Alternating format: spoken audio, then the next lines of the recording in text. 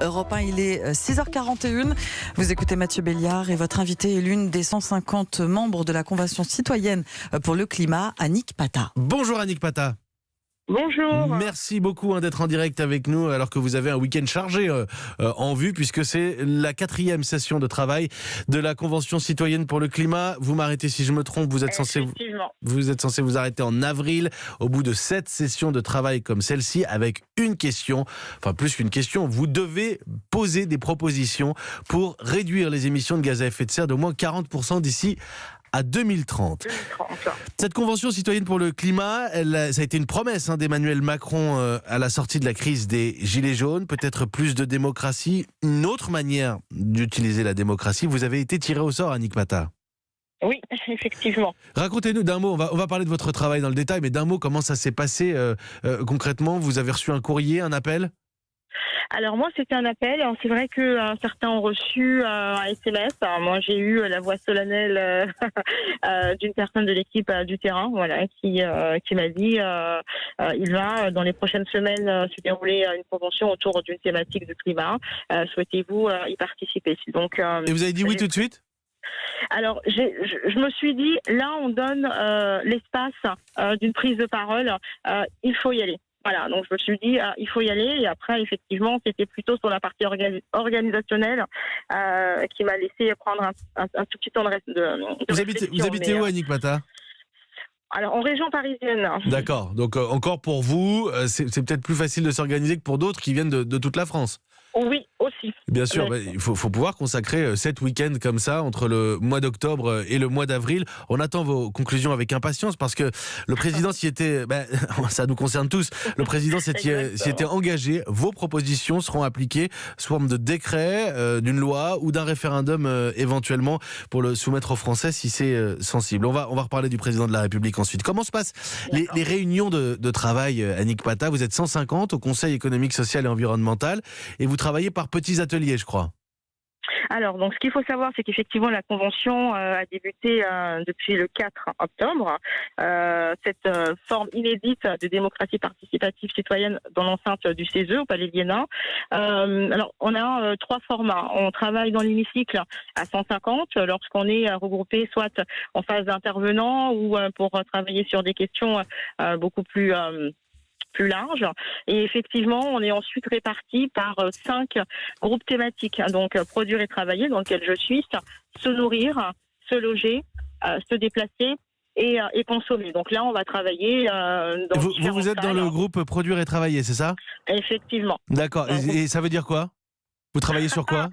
Alors voilà, je pense que c'est le groupe qui est le plus complexe dans la question. Pourquoi? Parce que effectivement, on est vraiment en amont de l'ensemble des groupes dans la réflexion, dans l'éco-conception, dans la production et dans l'énergie principalement, dans l'infrastructure, mais on travaille aussi sur toutes les questions qui vont concerner les formations, les reconversions, comment faciliter cette transition dans le milieu du travail. Et je rappelle l'engagement du président de la République, reprendre vos propositions telles quelles et les soumettre soit à un vote du Parlement, soit à un référendum, soit à un décret. Et vous l'avez, alors vous allez peut-être corriger l'expression, mais vous l'avez quasiment convoqué, le président de la République, pour ce soir. Alors, je précise pour nos auditeurs que vous êtes dans ces réunions de travail avec la possibilité d'inviter tout un tas d'experts qui viennent vous expliquer la situation écologique, climatique, sociale, etc.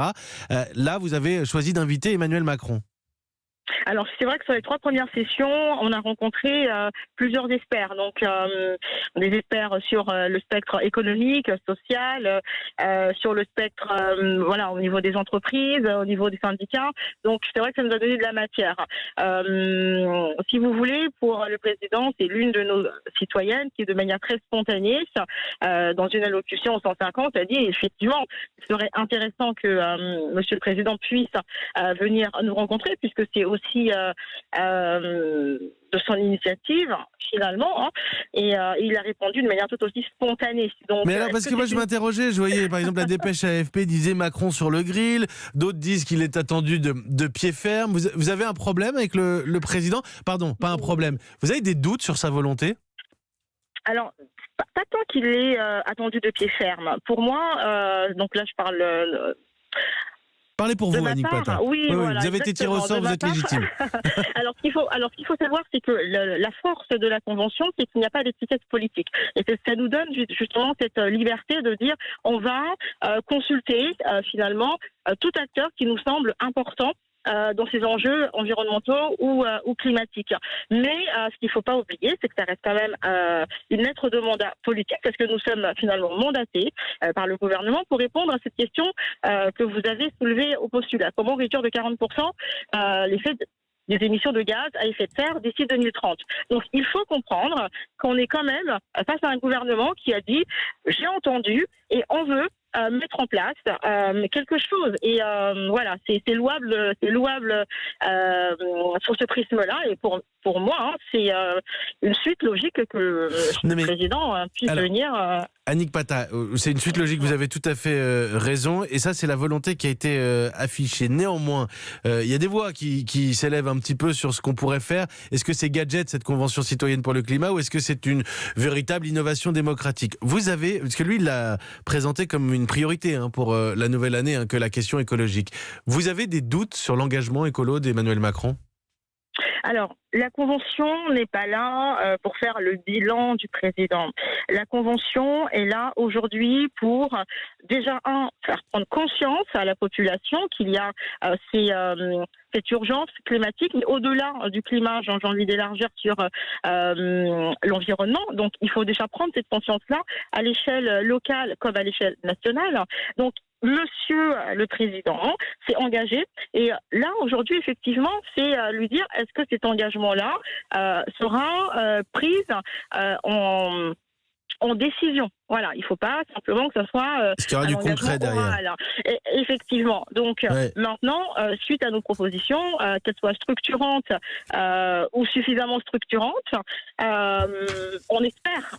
Il faut que ça aboutisse, mais on ne pourra pas l'obliger. Et là, aujourd'hui, ce qu'il faut bien savoir, c'est que ce sont d'abord les parlementaires qui vont travailler sur nos propositions, pas directement le président, sauf si on part sur des voies de décret, par exemple, où le président et le Premier ministre y auront accès.